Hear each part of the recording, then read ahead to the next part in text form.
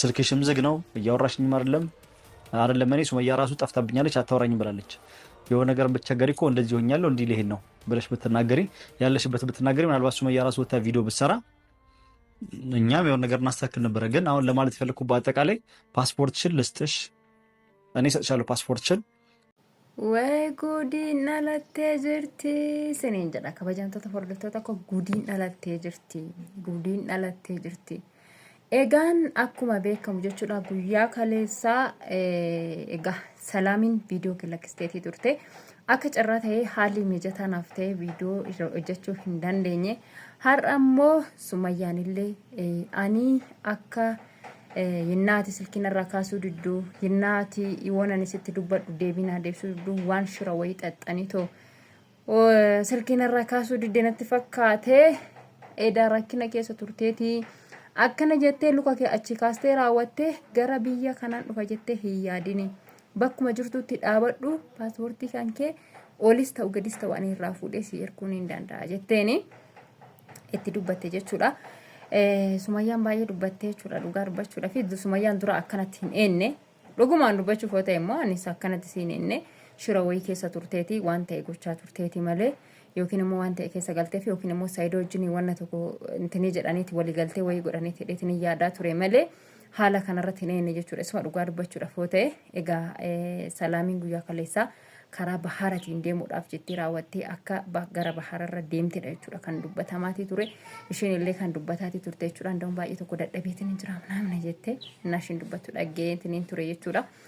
So har'a immoo Sumayyaan isa argitee baatee dhuftee dubbatteetii turte. Akkasuma immoo amma Saayidoonis immoo dubbateetii jira jechuudha.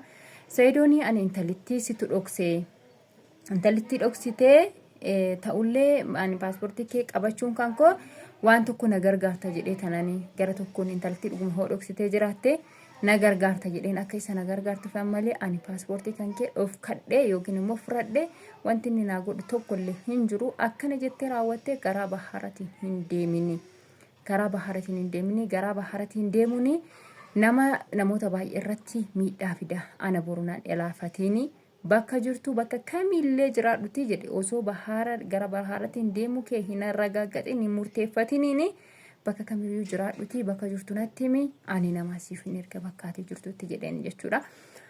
So Salaamiinis dura ani hin karadhu jetteeti natti fakkaata haalichi ishiin akkana keessa yaada kana keessa of galchitee fi haa ta'u malee immoo yeroo dheeraa immoo biyya sana keessa ni turte yoo turte taate isheedhaaf booda rakkoo isitti fida waan ta'eef achi keessa badaa turuu hin dandeessu sababa kana ta'ee fida. Dammoon namni tokko paaspoortii isaa malee biyya ormaa keessa jiraachuun hin ulfaata jechuudha baay'ee tokko. Kanaafuu sababa kanarraan kan ka'e ishiinis murtee gara baharatiin deemuu murteeffatte na fakkaata gaa'ee. Haa ta'u malee immoo Saayidoon immoo amma baay'ee tokko gaabbeetii jira jechuudha.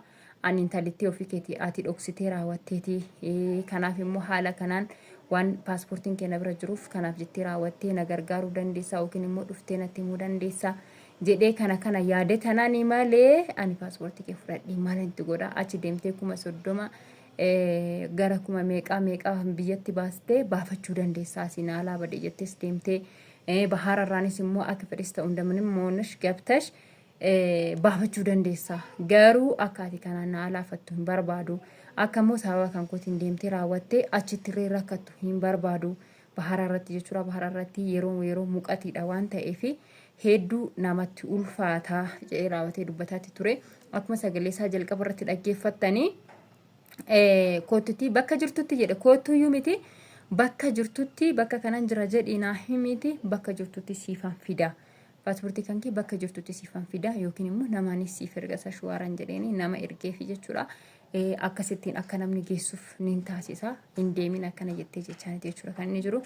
Yalla Salaamii dhaggeeffataa jirta viidiyoo hojjeteetii jiranis siif jechuudha. Viidiyoo kana Salaamiif hin hojjetaa jira jedhee ta'in hojjete ani viidiyoo Sumayyaan gallakkiste waan arginatti fakkaatu inni osoo viidiyoo Sumayyaa hin arginidha jechuudha. Kan inni viidiyoo kana waraabee raawwatee gallakkise Sumayyaanis immoo akkasuma dubbataatii turte. Karaa baharatiin hin deemini anaaf jettee deemtee raawwattee akka wanni tokko sirra ga'u hin barbaadu hin deemini jechaan jechuudha. Ishiinis kan dubbataatii turte. Kanaaf iyyuu dhugaadhuma dubbachuudhaaf karaa baharaatiirraan deemuunis waan baay'ee tokko ulfaatudha. karaa bahaaratti irraan deemuun in ulfaata jechuudha. Isuma dhugaa dubbachuudhaaf jechuudha nama hundaaf hin tolu.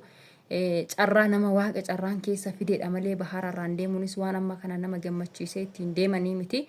Sababa kana ta'eefuu erga isaan immoo carraa kana kennanii fi Salaamin osoo bahaara irraan deemuu baattee gaariidhaan jira. Haa ta'u malee namoonni baay'een keenya Salaamin nagaadhaaf hin dhandhe achi balleessaadhaaf dhatte malee wanti ishiin deemtee fi akka Saayidoo fi Sumayyaan walitti dhufan hin barbaaddu jennee dubbataati turre. Ammas yoo ta'e immoo rabbitu beekaa nuti wanti nuti beeknu tokkollee irraa hin jiru jechuudha. Sumayyaanis hedduu tokko shakkitee raawwattee anaaf naa yaaddee raawwattee natti fakkaate kan ishiin biyya sana deemtee fi lakkaas inshirana irratti yaaduudhaa fi jettee raawwattee waa baay'ee dubbataati turte. Akkuma nuti shakkinee akkuma nuti waa meeqa yaadaa turre Sumayyaan irree yaaddetii turte jechuudha waan kana. So ammas nuti wanti irraa beeknu tokko hin jiru. Haa ta'u malee sababa nama tokkootiin immoo namni tokko yoo lubbuun isaa darbuu hin qabdu namni tokko immoo rakkatuu hin qabu. Wanni kun sirratuu fi qaban jedha. Yoo ishiinis waan kana balleessitee soo jiraate tolchitee soo jiraatte sababa nama tokkootiin namni tokko gaafa rakkoon tokko irra ga'u namatti dhaga'ama. Sababa kana ta'eefuu Salaamin Soyedoon kun silaa siifin kennaa bakka jirtu qofa naaf miti sashuwaaraa siifin erga jedheenitii jira waan ta'eef bakka jiru itti himattee paaspoortii ishii fudhattee garaa seera qabeessan gara biyya ishiitti osoo galtee ishiidhaaf wayyaa waan deemteef mijeessitus mijeessuu baattus akkasuma immoo balleessitus balleessuu baattus kanaafiyyuu karaa irra deemtu kanarra immoo akka nagaadhaan gara akkuma baateetti galtu. Lubbuun nama tokko yoo qisaasofte lubbuun nama tokko gaafa baddu sababa nama tokkooti namatti dhaga'ama. Sumayyaanis keessaa illee baatu jechuudha. Tsatsattee keessaa illee baatu.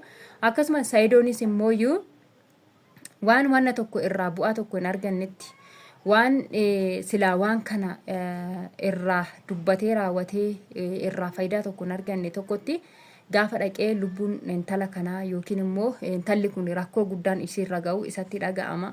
Ofiisaatii yookiin bakka deemeef sana murteeffatee raawwatee waan sana irraa hin arganne yookiin immoo intalittiin kun nagaadhaan gara biyya ishiitti hin galle gaafa wanni kun immooyyuu boruu isaatti mucaan kun intalli kun mucaa kanas dhoksuu baattee haadha mucaa kanas dhoksuu baattee waan kana ishiin omaa akka quba irraa hin qabaanne wanti tokko dhaga'ame yookiin wanti tokko beekame namni hundi keenya iyyuu tsatsatuun keenya hin hafu jechuudha. Cubbuudhaan fuunee raawwannee jecha tokko yookiin immoo waan tokko gaafa namarra keenyu gadeedha jechuudha wanti kuni. Kanaaf iyyuu Salaamiin waan kana dura wantoota baay'ee balleessaa turte wantoota baay'ee jechoota ishii keessatti illee waan baay'ee waan gochoota hojjettu keessatti illee waan baay'ee waan balleessaa turtee fi amanamuu hin dandeenye jechuudha. Niitiin kuni intalli kuni amanamuu hin dandeenye sababa kana ta'eefuu immoo egaa bakka kanatti isiin amma waan kana ani keessa hin jiru waan kana hin goone jettee of murteessitee jirti waan ta'eef akka immoo deemtee raawwattee biyya ormaa keessatti haala hin taane qisaasoftu hin barbaannu jechuudha. Isuma dhugaa dubbachuudhaaf ani gara kan kootiin hin barbaadu. Namni tokko jechuudha namni tokko nama tokkoof jedhee raawwatee akka rakkinni tokko irra gahu hin barbaadu. Isuma dhugaa waaqaa dubbachuuf sababa kana ta'eef jechuudha Saayidoon nuyyoo kunoo gaabbeetii jechuudha dhuftee haa fudhattu bakka ishiin jirtutti nan geessa fi haa fudhattu jechaati jira waan ta'eef bakka jirtu itti himattee osoo dhattee fudhattee gaariidhaan jedha. So rabbi ishee haa gargaaru rabbi ishee haa gargaaru dhugaa waaqa baay'ee ulfaata rabbummaa namti ishee haa gargaaru malee.